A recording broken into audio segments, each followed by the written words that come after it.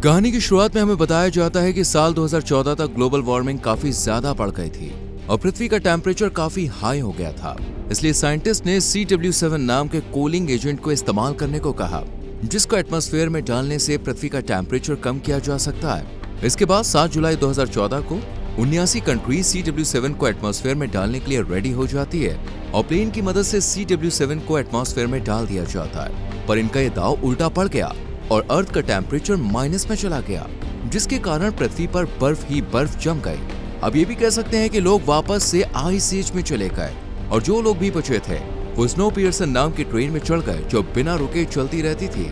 इस ट्रेन को दुनिया के सभी रेलवे ट्रैक और स्टेशन से जोड़ के बनाया गया था, जो बहुत बड़ी ट्रेन थी। इस ट्रेन को विलफोर्ड नाम के आदमी ने बनाया था, जो ट्रेन के इंजन के पास रहता था। इसके बाद कहानी 17 साल बाद की दिखती है। ये साल 2031 होता है और ये ट्रेन इतने सालों से बिना रुके चल रही है। यहाँ पर हम ट्रेन के आखिरी डिब्बे में कुछ लोग को देखते हैं जो गरीब थे। उनके पास खाने पीने की कमी थी और उनके ऊपर आर्म्ड गार्ड्स नजर बनाए हुए थे। दरअसल इस ट्रेन में लोगों को टिकट के हिसाब से बांटा गया था। पहला बिजनेस क्लास होता है, जहाँ अमीर लोग ट्रेन के आगे वाले डिब्बे में रहते हैं। यहाँ उनके लिए खाना पानी हर एक जरूरत की चीजें मौजूद थी। बच्चों के लिए स्कूल भी होता है और दूसरा इकोनॉमी क्लास होता है। और आखिरी फ्री लोडर्स, यानी जो लोग बिना टिकट के अपनी जान बचाने के लिए इस ट्रेन में चढ़े थे, उनके साथ जानवरों जैसा व्यवहार किया जाता था और इन्हें आगे के डिब्बे के आसपास तक आने की अनुमति नहीं थी। ये लोग हर समय ये उम्मीद करते रहते थे कि कब बाहर की बर्फ पिघलेगी और सब कुछ नॉर्मल होगा। यहाँ 2 आर्म्ड गार्ड्स उन फ्री लोडर्स की गिनती करके उन्हें खाने के लिए प्रोटीन बार देते हैं और जब गार्ड्स चले जाते हैं तब कर्टिस नाम का आदमी अपने साथी एंड्रयू के साथ उन सभी लोग के प्रोटीन बार्स में से कुछ ढूंढने लगता है। तब तान्या नाम की लेडी बताती है कि जिस चीज को वो ढूंढ रहा है वो उसके बेटे के पास मिलेगा, जिसका नाम टिम होता है। फिर कर्टिस उस बच्चे को बहला फुसला कर प्रोटीन बार ले लेता है, जिसके अंदर एक कैप्सूल में मैसेज होता है। ये मैसेज इस ट्रेन के पहले डिब्बे से कोई अक्सर भेजता था। उसके बाद कर्टिस गिलियम नाम के आदमी के पास जाता है। यहाँ गिलियम को कर्टिस वही कैप्सूल देता है जो प्रोटीन बार के अंदर से निकला था। यहाँ गिलियम को कैप्सूल से एक नामगंग नाम के आदमी के बारे में मालूम पड़ता है, जिसने इस ट्रेन के सिक्योरिटी सिस्टम को डिजाइन किया था और वो ट्रेन के गेट को आसानी से खोल सकता है। पर नामगोंग को इस समय ट्रेन की जेल में बंद करके रखा गया है, लेकिन कर्टिस किसी भी हाल में नामगोंग को बाहर निकालकर पहले डिब्बे तक जाना चाहता है। यहाँ पर हमें पता चलता है कि फ्री लोडर्स ने 2 बार विड्रॉ करने की कोशिश करी थी, पर उन्हें कामयाबी नहीं मिली और कई लोग को अपनी जान गंवानी पड़ी थी। फ्री लोडर्स कर्टिस को अपना लीडर मानते हैं। उसके बाद रात में कुछ गार्ड्स आते हैं और फ्री लोडर्स के बच्चे को एक लाइन में करते हैं और वहाँ एक लेडी आकर उन बच्चों की हाइट नापती है और तान्या के बेटे टिम और एंड्रयू के बेटे एंडी को जबरदस्ती उठाकर ले जाती है। यहाँ तान्या और एंड्रयू उनका विरोध करते हैं, तब गार्ड्स उन्हें पीटने लगते हैं। तब एंड्रयू अपना एक जूता उनकी तरफ फेंकता है, फिर गार्ड्स उसे पकड़ लेते हैं, जिसके बाद वहाँ पर मिनिस्टर मैसन नाम की महिला आती है, जिसका काम इस ट्रेन में शांति बनाए रखने का था। वो एंड्रयू के फेंके हुए जूते को उठाकर कहती है, ये जूते पाँव में पहनने के लिए, ना कि दूसरे की तरफ फेंकने के लिए। यहाँ पर हर चीज का एक रूल होता है। जैसे इस ट्रेन में अमीर लोग ट्रेन के आगे वाले डिब्बे में रहेंगे और तुम सब पीछे वाले डिब्बों में, तभी हम हर चीज को बैलेंस बनाकर रख पाएंगे। मैसन यहाँ एंड्रयू को सजा देती है और गार्ड से बोलकर उसके हाथ को ट्रेन के बाहर करवाती है, जिसके कुछ देर बाद ही एंड्रयू का हाथ जम जाता है, क्योंकि बाहर बर्फ ही बर्फ थी। इसके बाद गार्ड्स हथौड़े से उसका एक हाथ तोड़ देते हैं। उसके बाद हम कर्टिस और गिलियम को एक साथ देखते हैं, जहाँ ये लोग गार्ड्स पर हमला करने का प्लान बना रहे थे। यहाँ कर्टिस को लगता है कि गार्ड्स की बंदूक में गोली नहीं है और उन्होंने 4 साल पहले बगावत में सारी गोलियां इस्तेमाल कर ली थी। पर गिलियम कहता है कि अगर तुम गलत हुए तो हम मारे जा सकते, इसलिए हमें थोड़ा वेट करना चाहिए। यहाँ कर्टिस क्रोनोल नाम के ड्रग्स को अपने पास रख लेता है। दूसरी तरफ हम एक पेंटर को देखते हैं जो तान्या और एंड्रयू को टिम और एंडी की तस्वीर बना कर देता है। उसके बाद जब गार्ड्स खाना देने के लिए गरीब लोग के पास आते हैं, तब कर्टिस गार्ड्स पर हमला करके उसकी गन को अपने सर पर रखता है और ट्रिगर दबाकर शूट करने के लिए कहता है। पर जब गोली नहीं चलती तब उन्हें कंफर्म हो जाता है कि गार्ड्स के बंदूक में गोली नहीं है और फिर सभी लोग गार्ड के ऊपर हमला कर देते हैं और उन्हें खत्म करके जेल वाले डिब्बे में आते हैं, जहां नामगंग और उसकी बेटी योना को बंद करके रखा गया था। कर्टिस इन दोनों को उठाता है। दरअसल ये दोनों क्रोनोल ड्रग्स लिया करते थे।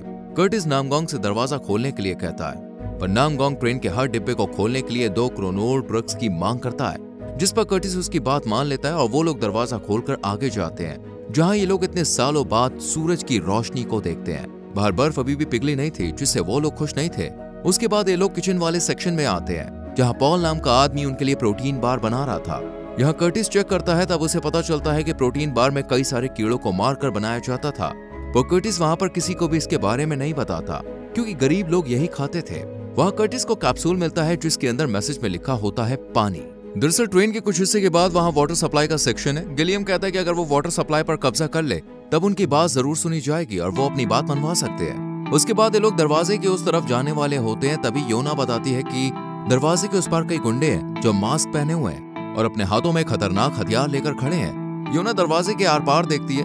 वो नांगोंग को दरवाजा ओपन करने से मना करती है, पर तब तक उसने दरवाजा खोल दिया था, जिसके बाद वहां दोनों तरफ से लड़ाई शुरू हो जाती है। इस लड़ाई में दोनों ओर से काफी लोगों को अपनी जान गंवानी पड़ती है, जिसके बाद ट्रेन में अनाउंसमेंट होती है। दरअसल ट्रेन एक ब्रिज से होती हुई जाती है, जहां से हर न्यू ईयर पर ट्रेन गुजरती है। वहां गुंडे लोग कुछ देर के लिए लड़ाई को रोककर अपने लोगों को नए साल की बधाई देते हैं।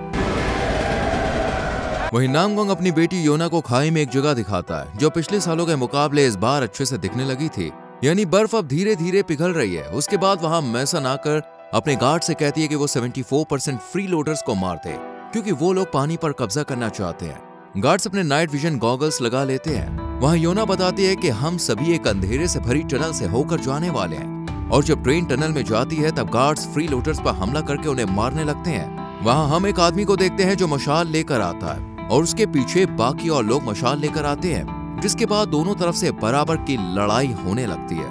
वहां वो आदमी उनके कमांडर को चाकू की नोक पर ले लेता है और मैसन को लड़ाई रोकने को कहता है, पर वो कहती है तुम इसे मार दो, तभी मैं अपने गार्ड्स को नहीं रोकूंगी। वहां एक अफसर उनके एक आदमी को पकड़ लेता है और कर्टिस को सरेंडर करने के लिए कहता है। वो कर्टिस मैसन को पकड़ने के लिए जाता है और अफसर उस आदमी को खत्म कर देता है, पर बाद में योना भी अफसर को मार डालती है। कर्टिस मैसन को पकड़ लेता है और ये सब रोकने को कहता है। वो अपनी जान बचाने के लिए लड़ाई को रोकने के लिए कहती है। इसके बाद फ्री लोडर्स उन गार्ड्स को पकड़ लेते हैं और फिर तान्या और एंड्रयू अपने बच्चों के बारे में मैसन से पूछते हैं। वो बताती है कि बच्चे विलफोर्ड के पास हैं। वो लोग मैसन से विलफोर्ड को यहाँ बुलाने को कहते हैं, नहीं तो पानी रोक देंगे। इस पर मैसन कहती है कि ट्रेन की नोज बर्फ को पिघलाकर नीचे की ओर भेजती है और इस सेक्शन से पानी को रिसाइकिल किया जाता है। विलफोर्ड यहाँ नहीं आएगा और अगर तुमने पानी को रोक भी दिया तब भी आगे के डिब्बे में पानी आता रहेगा। यहाँ मैसन अपनी जान के बदले कर्टिस को विलफोर्ड के पास ले जाने के लिए रेडी हो जाती है। इसके बाद कर्टिस अपने कुछ लोगों के साथ मैसन को लेकर आगे जाता है। पहले वो फॉर्म वाले सेक्शन से होते हुए एक्वेरियम की तरफ पढ़ते हैं और आगे स्कूल वाले सेक्शन में पहुंचते हैं, जहाँ कई बच्चे पढ़ रहे होते हैं। वहाँ एक टीचर बच्चों को विलफोर्ड की महानता के बारे में बता रही होती है और गरीब लोगों के बारे में नफरत की बातें पढ़ाई जा रही थी। यहाँ तान्या और एंड्रयू अपने बच्चों की तस्वीर दिखाकर बच्चों से पूछते हैं क्या उन्होंने इन दोनों को देखा है। उनमें से एक बच्चा कहता है उसने उन्हें गार्ड्स के साथ देखा था। गार्ड्स उन्हें लेकर इंजन रूम की तरफ चले गए। वहाँ टीचर बच्चों को बताती है कि एक बार 7 लोग ट्रेन से बाहर चले गए थे और वो लोग कुछ ही देर में बर्फ में जम गए। टीचर कहती है अगर ट्रेन रुकी तो हम भी जम जाएंगे।